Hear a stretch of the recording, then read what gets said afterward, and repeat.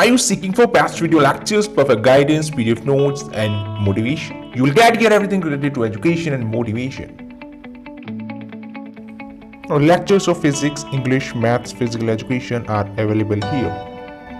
We do instant replies to your comments, work on a suggestion, and fulfill your recommendation. We treat education beautifully. We provide easy to understand lectures, simple learning notes, and always available for you.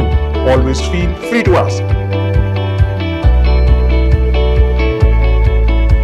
Visit Shadow of Success Best Education Point, the perfect guider. Hey what's up people, this is Kartik Sharma here और आज हम इस वीडियो में yoga and lifestyle के part 1 के अंदर discuss करेंगे कुछ टॉपिक्स जिसमें हम योगा और आसनास के बारे में जानेंगे, बेनिफिट्स ऑफ आसना जिन्हें हम प्रिवेंटिव मेजर्स ऑफ आसना भी बोलते हैं, साथ में उनकी डिसीजेस के बारे में जानेंगे, कुछ पर्टिकुलर डिसीजेस हमें हमारे कोर्स में दी हुई हैं एंड उनसे रिलेटेड आसनास के नेम हम इस वीडियो में जानेंगे, उनकी एक्सप्लेनेशन हम नेक्स्ट पार्ट में करेंगे, एक साथ करेंगे क्योंकि बहुत सारे आसनास इसमें कॉमन भी हैं, तो मैंने इसके कुछ शॉर्ट ट्रिक्स भी बताई हैं आपको याद करने के लिए, तो वीडियो प्लीज़ पूरा ज़रूर देखना।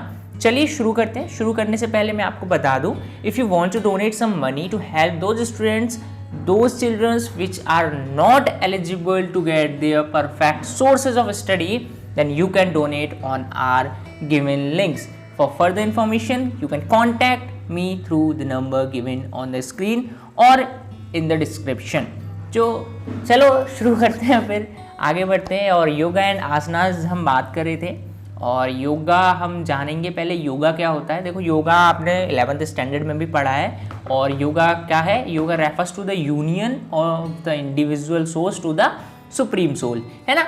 Yoga refers to the union of individual soul to the divine soul, हम ऐसे भी इसे बोल सकते हैं, ठीक है ना। तो ये चीज़ आपको समझ आई कि योगा का मतलब क्या है। मेनली योगा का मतलब ये होता है कि जब भी हम, इसका मतलब ये नहीं है कि हम डायरेक्टली भगवान से जाके मिल लेंगे या ऐसा कुछ नहीं, हमारा जो मेंटल स्टेटस है वो एक ऐसे लेवल तक चला जाएगा जहाँ पर हम एक प्रॉपर पीस, प्रॉपर एनर्जी और प्रॉपर तरीके से कंसंट्रेशन का यूटिलाइजेशन कर पाएंगे। यानी कि योगा एक ऐसी प्रैक्टिस है जिससे हम डिवाइन सोल तक जाने का रास्ता ढूंढ सकते हैं। अब इसके अष्टांग होते हैं, वो हमने पढ़े थे किसमें, 11th स्टैंडर्ड में पढ़े थे, ठीक है ना। अष्टयान, ये नियमा, ये सारी चीज़ें हम पढ़ी थी जो, ठीक है। आगे चलो, आगे it helps in improving our flexibility, lowering our stress level and increase our confidence. जैसे कि मैंने बताया, क्योंकि योगा एक ब्रीथ से रिलेटेड एक प्रैक्टिस होती है जिसमें आपका बॉडी पोस्चर भी बहुत ज़्यादा मेंटेन रखना इंपॉर्टेंट हो जाता है, जैसे आपकी फ्लेक्सिबिलिटी, आपका स्ट्रेस, टेंशन, जो भी एंजाइटी है, ये सब लोअर लेवल पे चले जाते हैं, साथ में आपका कॉन्फिडेंस भी वहाँ पर इंक्रीज होने लगता है। Finally it contributes to a healthier lifestyle. एक सारी चीज़ों का अगर हम कॉम्बिनेशन करके देखें तो एक हेल्दियर लाइफस्टाइल के लिए अगर आपको ज़रूरत है जीने की, तो आपको पहले योगा ज़रूर करना चाहिए ताकि आपकी बॉडी एक हेल्दी स्टेट में रह पाए, ठीक है ना। इसके बाद योगा एक कॉम्बिनेशन होता है कई सारे आसनास का। आसनास पढ़ेंगे क्या होते हैं अब।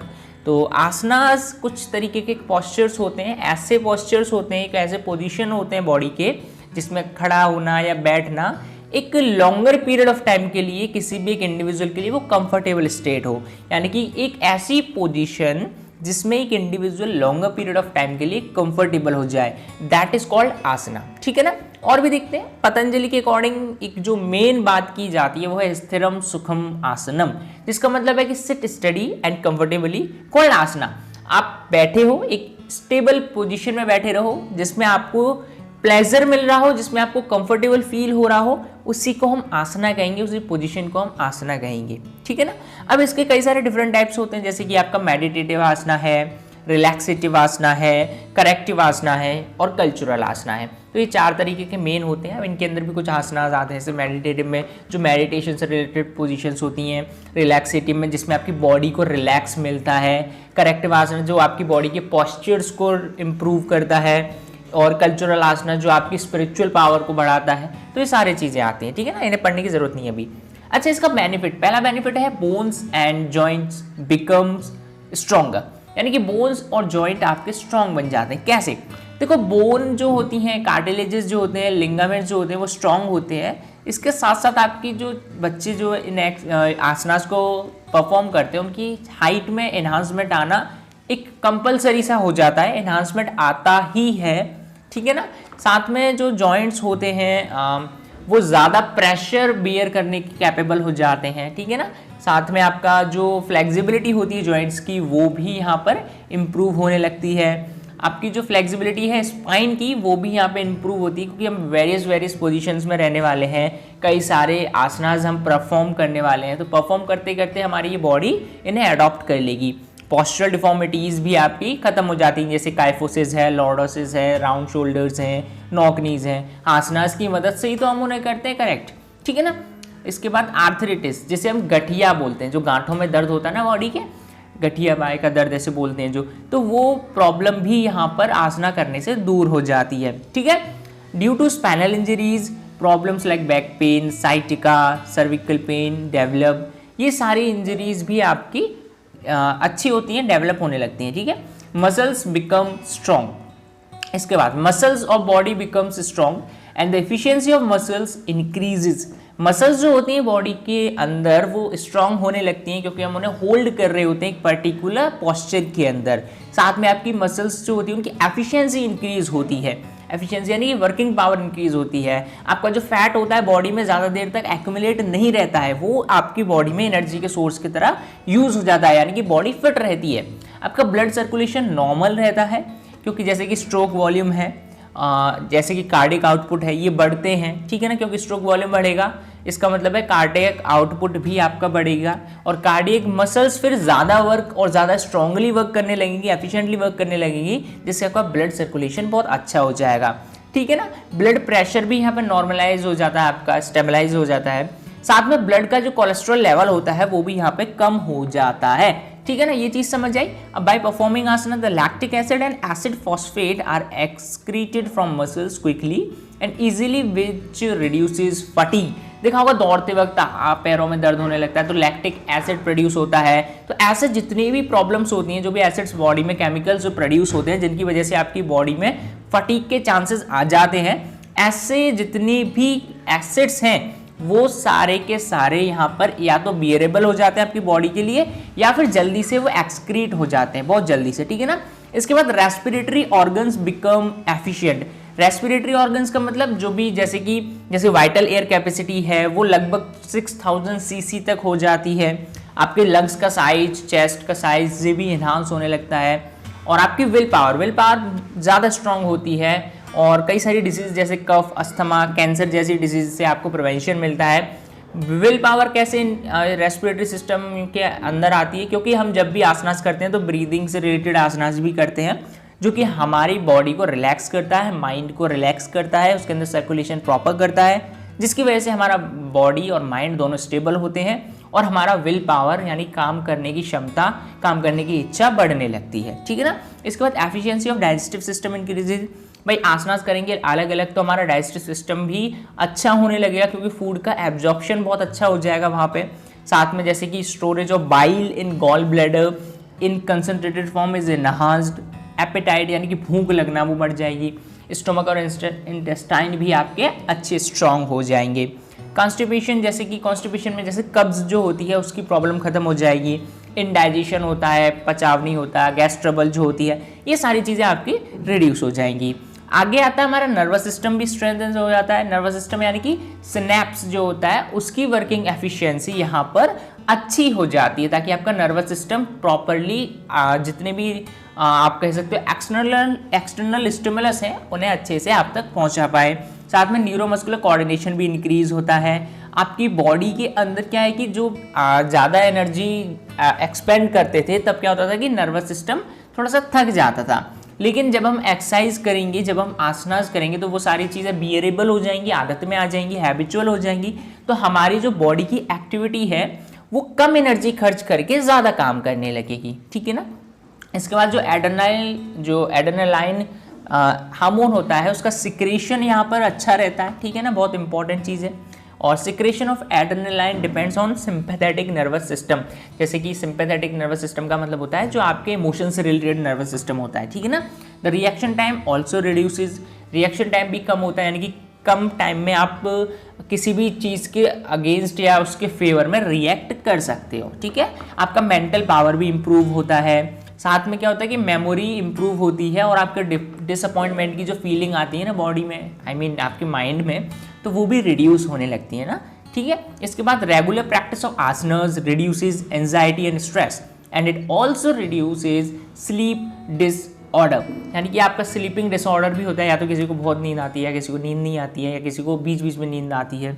तो ऐसी जो ऑर्डर्स होते हैं, डिसऑर्डर्स होते हैं, उनमें आपको हेल्प मिलती है। आपका क्योंकि नर्वस सिस्टम वहाँ पे अजाइल नहीं होता उस वक्त पे, लेकिन एक्सरसाइज करते करते वो एक एफिशिएंट वे में वर्क करने लगता है, ठीक है ना। एंजाइटी खत्म होती है, साथ में ग्लैंडुलर एक्टिविटी जो होती हैं वो प्रॉपरली रेगुलेट होती हैं, ठीक है। इसके बाद जो भी ग्लैंड्स होते हैं वो हार्मोन्स प्रोड्यूस करना एक सफिशिएंट क्वांटिटी में अलाउ कर देते हैं, जो कि कलेक्ट होते हैं या हम कह सकते हैं कैप्ट होते हैं। जब भी हमें ज़रूरत होती है उस टाइम पे हम उन्हें यूज़ कर सकते हैं, ओके। आपका इंसुलिन की जो डिमांड होती है बॉडी के अंदर वो कम होने लगती है, क्योंकि अगर डिमांड ज़्यादा होगी, बाई चांस आप इंसुलिन नहीं करवा पाए प्रोवाइड, तो क्या होगा, आपको डायबिटीज़ की प्रॉब्लम होने लगेगी। तो इंसुलिन की जो डिमांड होती है, बॉडी कम इंसुलिन में ज़्यादा काम करने लगती है, तो इससे आपको मदद मिल जाएगी। और रेगुलर प्रैक्टिस अगर आसना करते हो आप, तो डायबिटीज़ का मैनेजमेंट तो हो गई होगा, क्योंकि इंसुलिन की डिमांड भी कम हो रही है वहाँ पे, ठीक है।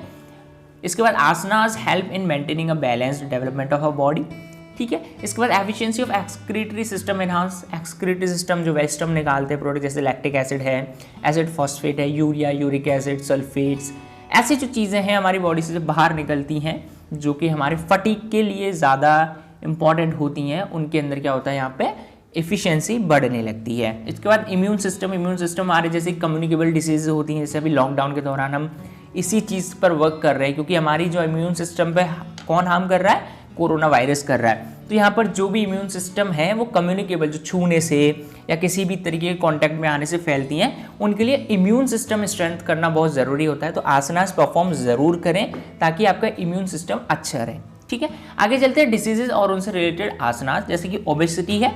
ओबेसिटी पहला डिसीज है जिसमें आपका वज्रासना, पदहस्तासना, अर्धहस्तासना, इसके बाद त्रिकोणासना और अर्धमस्त्रेंद्र आसना आता है। तो इसको याद करने की शॉर्ट ट्रिक मैं आपको बता दूं, यूपी ऑन अमेरिकन टेलीविजन, या आप कह सकते हो यूपी ऑन अमेरिकन टीवी, ठीक है ना। इसमें आपको बस ये याद रखना है कि कौन सा लेटर किस आसना के नेम को डेडिकेट कर रहा है, बस शॉर्ट में एक रफ आइडिया लगा लेना, ताकि बार बार प्रैक्टिस करोगे तो ये आ जाएगा। जैसे यू से यहाँ पे क्या है, अर्धहस्तासना है, पी से यहाँ पे क्या है, पदहस्तासना है, ए से यहाँ पे क्या है, अर्धमस्तेंद्रासना है, टी से यहाँ पे क्या है, त्रिकोणासना है, वी से वज्रासना है, ठीक है ना।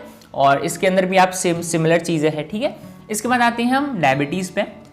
डायबिटीज़ के अंदर आपका आता है भुजंगासना, पवन मुक्तासना, पश्चिमोत्तानासना, अर्धमस्तेंद्रासना, ठीक है। अब इसकी शॉर्ट ट्रिक क्या है, BA फ्रॉम पाटलिपुत्र, ये एक शॉर्ट ट्रिक्स है, कोई इसका रिलेशन मत बनाने लग जाना। तो इसका मतलब BA फ्रॉम पाटलिपुत्र, ये आप एज अ आइडिया, जैसे कि मैं बैचलर ऑफ आर्ट्स करूंगा फ्रॉम पाटलिपुत्र, ठीक है।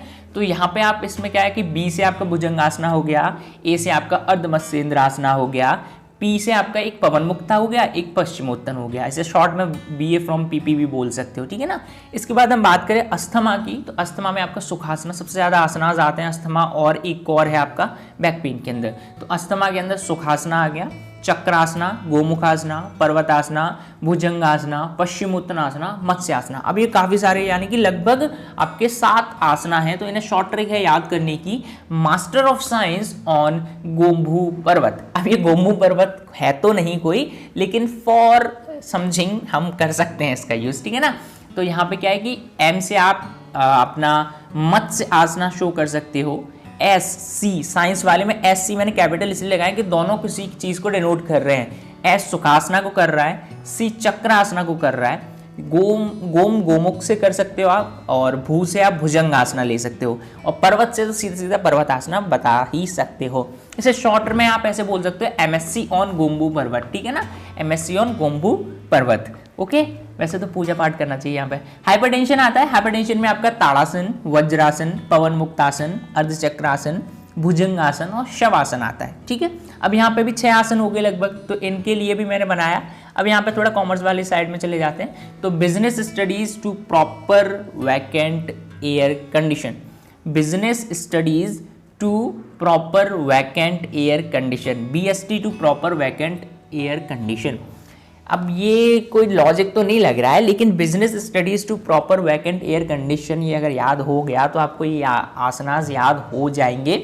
ये मेरी खुद की बनाई हुई ट्रिक्स है, मुझे नहीं पता आपके लिए कितना वर्क करेंगे, लेकिन मेरे लिए 100% करती थी, तो ये याद रखना, ठीक है ना। इसके बाद बैक पेन आता है, इसमें ताड़ासन है, अर्धमत्स्येंद्रासन है, वक्रासन है और शलभ आसन है। हाइपरटेंशन में शव आसन था, यहाँ पर शलभ आसन है। वहाँ पर एस से आपका शव आसन होगा, यहाँ पे एस से आपका शलभ आसन होगा। ये चीज़ आपको बहुत अच्छे याद रखनी है। तो यहाँ पे मैंने शलभ करने के लिए मैंने शालू वाजपेयी हैज़ टैब, ये मैंने बना दिया, शालू वाजपेयी हैज़ टैब। शालू से आप शलभ आसना बना सकते हो, वी ए से आप यहाँ पे वक्र आसना बना सकते हो, ठीक है ना, वक्र है नॉट वज्र, वक्र आसना है। इसके बाद टी ए बी से, एक से ताड़ासन हो गया, एक से अर्धमत्स्येंद्रासना हो गया, एक से आपका भुजंगासना हो गया। तो आप इसे शॉर्ट में एस वी हैज टैब भी बोल सकते हो, ठीक है। तो ये कुछ शॉर्ट ट्रिक्स थी इनसे रिलेटेड। अब थोड़ा सा डिजीजेस के बारे में डिस्कस कर लेते हैं। ओबेसिटी क्या होता है? ओबेसिटी एक ऐसी कंडीशन होती है बॉडी की जहां पर आपका फैट जो है एक एक्सट्रीम लेवल तक बढ़ने लगता है, ज़्यादा अमाउंट में डिपॉजिट होने लगता है बॉडी के अराउंड। तो जब इंडिविजुअल का वेट 20% ज़्यादा हो जाए उसके एक आइडल वेट से, यानी कि उसकी बॉडी के स्ट्रक्चर के अकॉर्डिंग उसका वेट जितना होना चाहिए उसकी हाइट के अकॉर्डिंग, बीएमआई के अकॉर्डिंग, उससे भी 20% ज़्यादा वेट अगर होता है उसका, तो वो ओबेसिटी की कंडीशन में आ जाता है। तो ओबेसिटी के केस में क्या होता है कि इंडिविजुअल जो होते हैं वो हमेशा थोड़े से ज़्यादा लगते हैं हाइट में, मतलब हाइट में तो कम लगते हैं और उनका जो वेट होता है वो ज़्यादा लगता है, ठीक है। इसके बाद इससे रिलेटेड आसनास हमने देखे थे, वज्रासना था हमारा, पदहस्तासना जो भी हमने अभी देखे थे, अर्धहस्तासना, त्रिकोणासना, ठीक है। अब डायबिटीज़ में आते हैं और डायबिटीज़ के अंदर आपको आना है when our body does not produce sufficient amount of insulin. अभी बताया था ना डायबिटीज़ क्या होता है, तो जब इंसुलिन प्रोड्यूस नहीं होता है तो इंसुलिन प्रॉपरली वर्क नहीं करता है, जिसकी वजह से आपको डायबिटीज़ हो जाती है। डायबिटीज़ के भी दो तरीके के टाइप होते हैं, टाइप 1, टाइप 2, ठीक है ना। इसमें क्या है कि अगर डायबिटीज़ कंट्रोल नहीं हो सकती है तो जैसे कि रीन फेलियर हो गया, आपको लॉस ऑफ विजन हो गया, एम्पुटेशन ऑफ लिम्स हो गया, या कार्डियोवास्कुलर रिलेटेड डिजीज हो गई, या फिर ज़्यादातर वेट लॉस इसमें देखा जाता है, तो रैपिड वेट लॉस हो गया, ठीक है ना। ऐसी प्रॉब्लम्स हो सकती हैं। इससे रिलेटेड आसनास अभी हमने देखे थे। तो भैया चलो आगे बढ़ते हैं। इसके बाद हम आते हैं अस्थमा पे। अस्थमा एक लंग से रिलेटेड डिसीज़ है और इसको समझना बहुत इंपॉर्टेंट है कि अस्थमा होता क्यों है। लंग से रिलेटेड है यानी कि ब्रीथ से रिलेटेड प्रॉब्लम है। तो ब्रीथ कहाँ से लेते हैं हम? कुछ एयरवेज से लेते हैं हमारी बॉडी के अंदर। तो अगर वो एयरवेज ब्लॉक हो जाएं या बहुत सकरे यानी कि बहुत पतले हो जाएं तो उनके अंदर से ब्रीथ ले पाना थोड़ा सा डिफिकल्ट हो जाता है। इसी के देखो यहाँ पे स्पेलिंग में मिस्टेक हो गई है, ब्रीथिंग हो गया, ये ब्रीदिंग है, ठीक है ना। तो इससे रिलेटेड यहाँ पे प्रॉब्लम हो जाती है, ठीक है। इसके बाद अस्थमा एलर्जिक भी हो सकता है और नॉन एलर्जिक भी हो सकता है। हो सकता है कहीं किसी प्लेस पे जाके आपको एलर्जी हो जाती हो या धूल मिट्टी से एलर्जी हो जाती हो तब आपको सांस लेने में प्रॉब्लम होती हो, या फिर नॉन एलर्जिक यानी कि होते ही रहता हो, ठीक है ना। इसके आगे अस्थमा में क्या होता है कि ज़्यादा अमाउंट में म्यूकस प्रोड्यूस होता है। म्यूकस जैसे कि नोजी में से जो निकलता है जो लिक्विड टाइप, वो ज़्यादा अमाउंट में प्रोड्यूस होने लगता है, जिसके अंदर जो पैसेजेस होते हैं जो कि इन्हें नैरो कर देता है या चिपक जाता है एयरवेज में, तो वो वहाँ से बंद हो जाते हैं, ठीक है ना, ब्लॉक हो जाते हैं। इससे रिलेटेड आसना सुखासना, चक्रासना, गोमुखासना, पर्वतासना, भुजंगासना, पश्चिमोत्तानासना और मत्स्यासना है। इसके बाद आता है हमारा हाइपर टेंशन। और हाइपर टेंशन में आपका क्या होता है कि ब्लड प्रेशर इंक्रीज होना, इसका मतलब है हाइपर टेंशन। जब टेंशन में लोग आते हैं तो उनका बीपी बढ़ने लगता है। तो हाइपर टेंशन का मतलब होता है आपके ब्लड प्रेशर में इंक्रीमेंट होना, ठीक है। अब इसके अंदर क्या होता है कि जब हार्ट कॉन्ट्रैक्ट करता है तो क्या करता है, ब्लड वेसल्स को वो एक साथ क्या करता है, पुश करता है, जिसकी वजह से आपका जो आर्टरीज में ब्लड प्रेशर होता है वो बढ़ने लगता है। आर्टरीज के अंदर ब्लड प्रेशर बढ़ने लगता है और जब आर्टरीज के अंदर ब्लड प्रेशर बढ़ता है तो इसे हम कहते हैं सिस्टोलिक ब्लड प्रेशर। पूछ लिया जाता है what is systolic blood pressure, या एमसीक्यूज में पूछा जा सकता है। तो जब आर्टरीज के अंदर ब्लड वेसल्स के पुश होने पर ब्लड प्रेशर बढ़ता है, आई मीन ब्लड वेसल्स के पुश होने पर ब्लड प्रेशर बढ़ता है, किसके अंदर, आर्टरीज में, that is systolic blood pressure. और जब दो हार्ट बीट्स के बीच में हम प्रेशर का कंपैरिजन करते हैं, दो हार्ट बीट, जब एक बीट हो गई, दो बीट हो गई, ठीक है, उसके बीच में जितना ब्लड प्रेशर इंक्रीज होता है या जनरेट होता है, that is diastolic blood pressure. डाई से दो हार्ट बीट हो गई, सिस्टोलिक के अंदर एक ही बार में जितना प्रेशर इंक्रीज हो रहा है, that is systolic blood pressure. Okay, इसके बाद इससे रिलेटेड आसनास अगर हम देखें, ताड़ासन है, वज्रासन है, पवन मुक्तासन है, अर्धचक्रासन है, भुजंगासन है। ठीक है ना, आगे चलते हैं, इसके अंदर शवासन भी आता है। ओके, आगे चलते हैं बैक पेन में, जो लास्ट है इसका, pain which is felt in the back usually originates from the bones, joints, muscles, nerves and etcetera. जो पेन लगभग आपके बैक के साइड में होता हो, that is all in the category of back pain. अब बैक पेन होता कैसे है, या तो आपके बोन से रिलेटेड हो सकता है, जॉइंट से रिलेटेड हो सकता है, या मसल्स के अंदर हो सकता है, नर्व्स के अंदर हो सकता है, या आपका एवं पेन हो सकता है। एवं तो नहीं होता, लेकिन हाँ ऐसे कोई पेन होता है अगर बैक के एरिया में, that is related to back pain. Okay, इस ये अब सर्विकल भी हो सकता है, थॉरिक भी हो सकता है, या फिर लिम्बर रीजन में भी हो सकता है। आपके जो बैक के जो पीछे के हिस्से होते हैं, दैट आर सर्विकल, उसके बाद थॉरिकिक और लिम्बर रीजन ये होते हैं। ठीक है, इसके बाद हम आते हैं, इसे सर्विकल कैर्विकल भी बोला जाता है कभी कभार। ठीक है ना, इट मे बी स्पॉन्टेनियस और कैन बी क्रॉनिक, या तो ये तुरंत होने लगता है या कभी भी मतलब हो जाता है, या फिर लगातार होता ही रहता है, क्रॉनिक रहता है। ठीक है, इससे रिलेटेड आसनास देख लेते हैं। इससे रिलेटेड जैसे ताड़ासन है, अर्धमत्स्येंद्र आसन है, आपका वक्रासन है, शलभासन है। ठीक है, ये सब चीज़ें थी इसके अंदर, और तो नहीं है कोई आसन इसके अंदर, भुजंग आसन भी आता है। ठीक है, तो ये सब था आज की इस वीडियो में। मिलते हैं अपनी नेक्स्ट वीडियो में। वीडियो अच्छा लगा तो लाइक ज़रूर करना, चैनल पे पहली बार आए तो सब्सक्राइब कर लेना, और इससे रिलेटेड नोट्स आपको वेबसाइट ऊपर दिख रही होगी टॉप ऑफ द लेफ्ट, जहाँ पर www.shikshacamp.blogspot.com लिखा हुआ है। यहाँ से आप इसके PDF नोट्स इजीली डाउनलोड कर सकते हो। तो मिलते हैं अपनी नेक्स्ट वीडियो में, तब तक के लिए bye, take care, keep healthy, keep smiling, keep clean your surroundings. जय हिंद।